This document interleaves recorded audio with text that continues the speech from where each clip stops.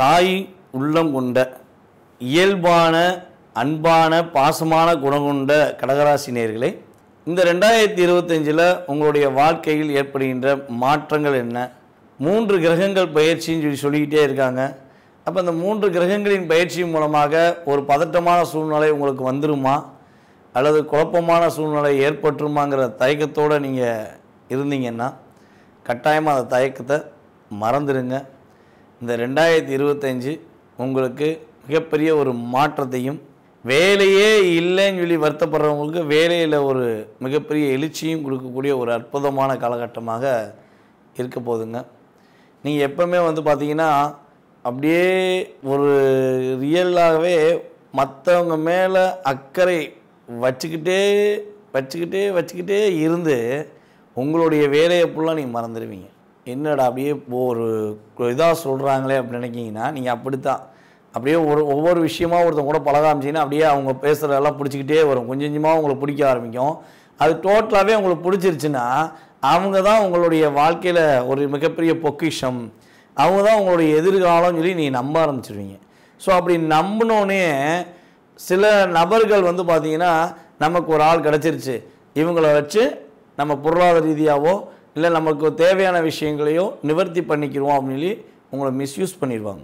அதனால் உங்களுக்கு ஒரு அவங்க மிஸ்யூஸ் பண்ணிட்டாங்கிறதே உங்களுக்கு எப்போ தெரியும்னா பல பாதிப்புகளையும் பல பிரச்சனைகளையும் நீங்கள் உணர்ந்த பிறகு தான் நீங்கள் பார்ப்பீங்க, ஆஹா நம்ம கூட இருந்தவங்க தான் இவனா இப்படி பண்ணா, இவன் தான் இந்த விஷயத்தை பண்ணானா அப்படின்னா நீங்கள் யோசிக்கக்கூடிய செயல்பாடில் உங்களுக்கு செஞ்சுருப்பாங்க. ஸோ அதெல்லாம் கடந்தும் மறுபடியும் புதுசாக வரவங்க மேலே பாசம் வைப்பீங்க, யோசிக்கவே மாட்டீங்க. அவன் தானே ஏமாத்தினா, இவங்க ஏமாற்ற மாட்டாங்க, இவங்க உண்மையாக இருப்பாங்கன்னு இயல்பாகவே நீங்கள் மற்றவங்க மேலே அதிகமாக பாசம் வச்சுருவீங்க. ஸோ அது உங்களுடைய ப்ளஸ்ன்னு சொல்லலாம். சில நேரங்களில் என்ன சொல்லுவேன்னா அது கொஞ்சம் நீங்கள் மாற்றிக்கிறது ரொம்ப நல்லதுங்க. ஓரளவுக்காக சேஞ்சஸ் பண்ணிக்கோங்க. ஃபஸ்ட்டு அப்சர்வ் பண்ணி அது கரெக்டாக தவறாங்கிறத தெரிஞ்ச பிறகு பாசத்தை வச்சு உங்களுடைய வாழ்க்கையை நகர்த்துங்க. ஸோ கடினமான விஷயத்த சொல்லிட்டேன்னா நாங்கள் இயல்பாகவே அதெல்லாம் செய்கிறதுக்கு வாய்ப்பு இல்லைங்க அப்படின்னு நீங்கள் யாராவது சொல்கிறதா இருந்தால் கூட கமெண்ட்ஸில் சொல்லுங்கள், தப்பு இல்லை. ஏன்னா உங்களுடைய இயல்பான ஆக்டிவிட்டிஸ் தானே, அது நடக்க தானே செய்யும். ஆனால் இருந்தாலும் இப்போ நம்ம எப்படி சொல்கிறோம்னா, ஒரு ஜோதிடங்கிறது என்ன, ஜோதிடங்கிற விஷயம் என்னென்னா, நம்ம இங்கேருந்து நீங்கள் ஒரு ஊருக்கு போகணுன்னு ஆசைப்பட்றீங்க. உங்கள் வீட்டிலேருந்து கிளம்புனா நீங்கள் பஸ் ஸ்டாண்டு போனால் தான் அந்த ஊருக்கு போகணும். பஸ் ஏறையோ இல்லை எதிரையோ போகணுன்னா அந்த ஒரு ரூட் வழியாக தான் போகணுன்னா அந்த ரூட்டில் சில பிரச்சனைகள் நடந்துருக்கு. ஏதோ ஒரு வேலை நடக்கலாம், அல்லது ஏதோ ஒரு பிரச்சனை நடக்குன்னா, ஆகா அந்த ஊரில் நம்ம போக முடியாது, அந்த ஊருக்கு போய் சேர முடியாது, பிரச்சனையாக இருக்குது, சண்டையாக இருக்குது, நான் போக வேண்டாம்னு சொல்லி வீட்டில் இருப்போமா?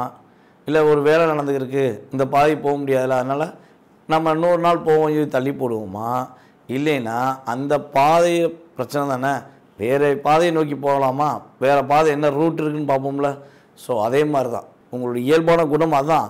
ஆனால் அந்த குணத்தில் சில பாதிப்புகள் பிரச்சனை வருதுன்னா என்ன பண்ணணும், அந்த குணம் இருக்கட்டும், ஆனால் கொஞ்சம் ரூட் டைவெர்ட் பண்ணி உங்களுக்கு பிரச்சனை வராமல் உங்களை பாதுகாத்து கொள்றதுக்காண்டி தான் இந்த விஷயத்தை நான் சொல்லியிருக்கேன்.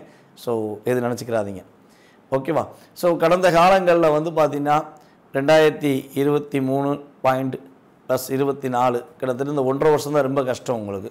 இந்த 1.5 வருஷத்தில் உங்களுக்கு என்ன நடந்திருக்கும் அப்படிங்கிற சொல்கிறேன். அது ஒரு 2 மினிட்ஸ். அதுக்கடுத்து எதிர்கால விஷயங்களில் போயிடுவோம். அப்போ கடந்த காலங்களில் உங்களுடைய வாக்குக்கு மரியாதை இல்லாமல் இருந்திருக்கும், கொடுத்த வாக்கை காப்பாற்ற முடியாத சூழ்நிலைகள் இருந்திருக்கும், நீங்கள் எடுத்த முயற்சிகளில் பல விதமான தடைகள் சந்திச்சிருப்பீங்க, போராடி தான் வெற்றி பெறணுமா அப்படிங்கிற மாதிரி போராட்டங்கள் இருந்திருக்கும், உங்களை புரிஞ்சுக்கிறாத ஒரு உறவுகளால் பாதிக்கப்பட்டிருப்பீங்க. அது கணவன் மனைவி உறவாக இருக்கலாம், நட்பில் இருக்கலாம், மேபி ஏதோ ஒரு விஷயத்தில் உங்களை புரிஞ்சுக்கிறாத உறவுகள் மூலமாக பல மனக்கசப்புகள் பல சிக்கல்களை சந்திச்சிருப்பீங்க.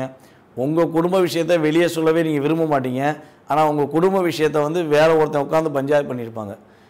நீ அந்த இப்படி பண்ண, அதனால தானே அந்த பிள்ளை பாதிக்குது, நீ இப்படி பண்ணலாம், அந்த பையன் அப்படி போயிட்டான். ஸோ உங்கள் குடும்பம் சம்மந்தப்பட்ட விஷயங்களை வெளியாள்கள்லாம் சம்டைம் பேசியிருக்க வாய்ப்பு உண்டு. ஸோ அப்போ உங்களுக்குள்ள ஒரு வருத்தம் இருந்திருக்கும்ல, என்னடா இவங்கெல்லாம் நம்மளை பேசிட்டு போகிறாங்க, நியாயம் பேசுகிறாங்களே, இவங்க என்ன அந்தளவுக்கு பெரியாளா, அப்படிலாம் நீங்கள் மனசுக்குள்ளே நினச்சி வருத்தப்பட்டிருக்கலாம். ஸோ எனக்கு ஏன் இந்த நிலைமை வந்துச்சு, நான் அப்பெல்லாம் நடக்கக்கூடாதுன்னு ஆசைப்பட்டேன், ஆனால் எனக்கு நடந்துருச்சேன்னு சொல்லி வருத்தப்படுற நபர்களாக நீங்கள் இருந்தால் அந்த வருத்தங்கள் நீங்கக்கூடிய ஒரு அற்புதமான வருடமாக அந்த 2025 இருக்கும். இப்போ சொன்ன விஷயங்கள் எல்லாமே உங்களுக்கு கோச்சார கிரகங்களால் ஏற்பட்டிருக்கும் பாதிப்புகள். ஓகேவா? ஸோ இதெல்லாம் உங்களுக்கு நடந்தது உண்மை என்றால் இனிமேல் நடக்க போகிற விஷயங்களையும் உங்களுக்கு உண்மைங்கிறத நீ நம்புவீங்கிறக்காண்டி தான் ஸோ உங்களுக்கு இந்த விஷயங்கள்லாம் சொன்னேன். இயல்பாகவே வந்து பார்த்திங்கன்னா என்கிட்ட ஜாதகம் பார்க்குற வர நபர்களுக்கு நம்ம சொல்வது என்னென்னா, உங்கள் டீட்டெயில்ஸ் அனுப்பிவிடுங்க. உங்களுடைய கடந்த கால நிகழ்வுகள் என்னென்ன நடந்திருக்கும், என்னென்ன மாற்றங்கள், என்னென்ன முன்னேற்றங்கள், என்னென்ன தடைகள், என்னென்ன பிரச்சனைகளை கடந்து நீங்கள் வந்திருப்பீங்க, எந்த உறவு உங்களை ஏமாற்றிருக்கும், எந்த உறவு உங்களுக்கு நன்மையை கொடுத்துருக்கோங்கிறத உங்களுடைய ஜாதக அமைப்பு ரீதியாக கிரகங்களுடைய அடிப்படையில் உங்களுக்கு நான் பலன்கள் சொல்லிட்டு தான் எப்போயுமே எதிர்கால பலன்கள் வந்து சொல்லுவேன். ஸோ ஆமான்னு அவங்க அப்சர்வ் பண்ணிட்டாங்கன்னா என்ன ஆகும், அடுத்து நம்ம சொல்ல போகிற எதிர்கால பலன்கள் அவங்க மனசார ஏற்றுக்குருவாங்க. அதுக்கடுத்து வந்து பார்த்திங்கன்னா நம்ம சொல்கிற வழிபாடை மனசார பண்ணுவாங்க. எப்போயுமே வந்து மனதார ஏற்றுக்கொண்டு ஒரு விஷயத்தை செய்யும்போது தான் அதை சாட்டிஸ்ஃபேக்ஷன் வந்து நம்மளுக்கு கிடைக்கும். அது வழிபாடாக இருக்கட்டும், பரிகாரமாக இருக்கட்டும், ஸோ ஒரு ஜோதிடத்துடைய நுணுக்கமாக இருக்கட்டும், மனசார ஏற்றுக்கிட்டு ஒரு விஷயத்தை ஃபாலோ பண்ணுங்கள். ஒவ்வொருத்தவங்களுக்கும் ஒவ்வொரு கருத்துக்கள் இருக்க தான் செய்யும், நான் இல்லைன்னு சொல்லலை. ஆனால் ஜோதிடங்கிறது உண்மை, கிரகங்கள்ங்கிறது இருக்கிறது உண்மை. இது விஞ்ஞான ரீதியாகவும் ப்ரூஃப் பண்ணியிருக்காங்க. ஸோ நம்மளுடைய முன்னோர்களும் அவங்களுடைய நூலகங்களில், அதாவது புத்தகங்கள் மூலமாக எழுதியிருக்கிறது, நிறைய விஷயங்கள் வந்து நம்மளுக்கு எடுத்துக்காட்டாக சொல்லியிருக்காங்க. ஸோ அதே போல் தான் நான் வந்து உங்களுக்கு பலன்கள் சொல்லிக்கிட்டு இருக்கேன்.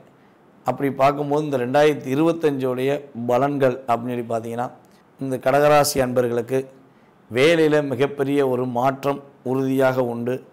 வேலையில் மாற்றம்னா இருக்கிற இடத்த விட்டு போயிடுமான்னு சொல்லி வருத்தப்பட்டுறாதீங்க.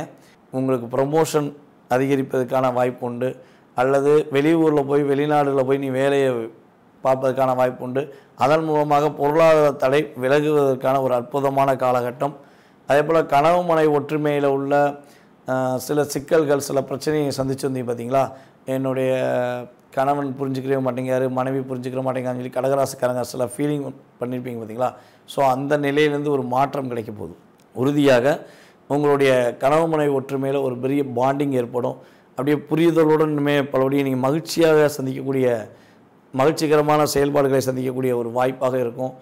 ஒரு 1.5 வருஷமாக ஏற்பட்ட மன அழுத்தம் நீங்க போகுது, குடும்பத்தில் உள்ள பிரச்சனைகள் நீங்க போகுது. ஸோ இதுவே நீங்கிடுச்சுனாலே மனுஷனுக்கு வந்து எப்போயுமே வந்து பார்த்திங்கன்னா குடும்ப பிரச்சனை இல்லை, வீட்டுக்கு போனால் மகிழ்ச்சி இருக்குது அப்படின்னாலே அவன் மிகப்பெரிய ஒரு பொக்கிஷமானவன்னு சொல்லலாம். அதான் விஷயம். அது பெண்ணாக இருந்தாலும் சரி, ஆணாக இருந்தாலும் சரி, நான் வீட்டுக்கு போயிட்டு எனக்கு மகிழ்ச்சி இருக்குதுன்னு யாரெல்லாம் சொல்கிறாங்களோ, என் வீடு தான் என் சொர்க்கம்னு சொல்கிறாங்களோ, அவங்க எல்லாம் போன பிறகு புண்ணியம் பண்ணவங்க நான் சொல்லுவேன். வெளியே எவ்வளோ நாள் பிரச்சனை சந்திச்சிடலாங்க, வாழ்க்கையில் வந்து எவ்வளோ பிரச்சனைனாலும் நம்ம வெளியே சந்திச்சிடலாம்.